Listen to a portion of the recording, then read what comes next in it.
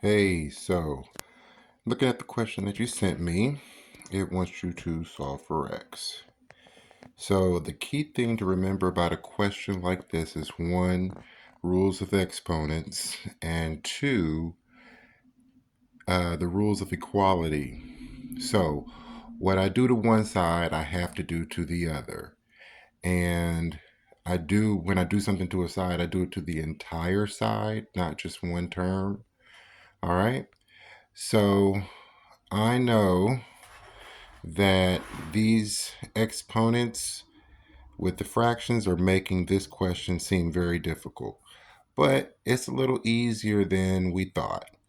Okay, so let's just take a little bit of out of the box thinking and try it. Alrighty. So the first thing I'm going to do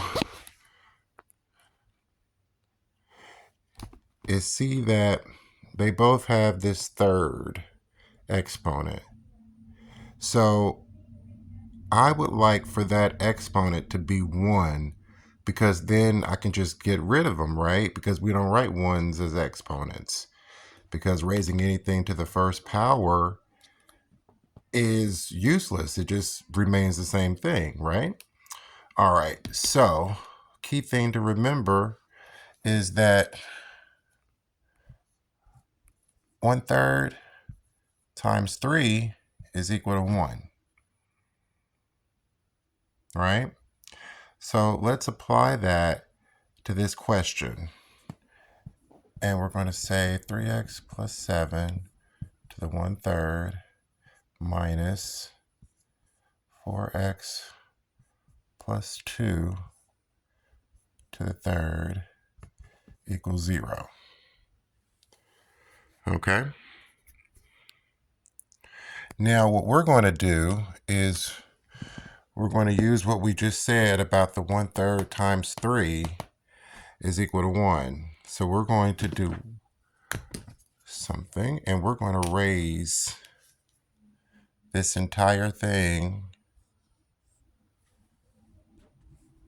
to the third power. And what we do to one side, we have to do to the other. So when I raise this to the power, to the third power, it's me basically just distributing this to everything. So that's 3x plus 7 to the 1/3 times 3 minus 4x plus 2 to the third times 3 equals 0 to the third. All right. And then I know those cancel to 1, right? That cancels to 1. And then 0 to the third, that's just 0 times 0 times 0, which is 0. So now on this side, it leaves us with 3x plus 7 minus 4x plus 2, because these both have an exponent of 1 now, right? So we can just erase those because we don't write invisible ones. All right.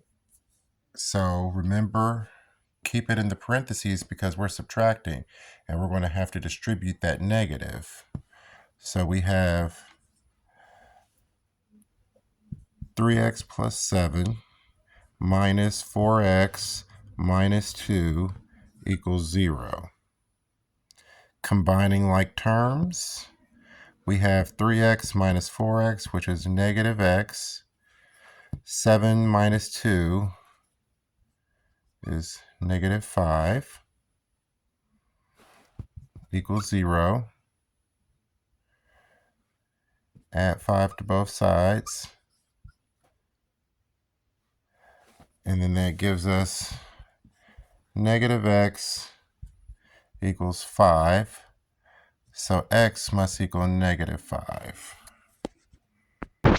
I wrote that wrong. Sorry about that. That should be plus 5.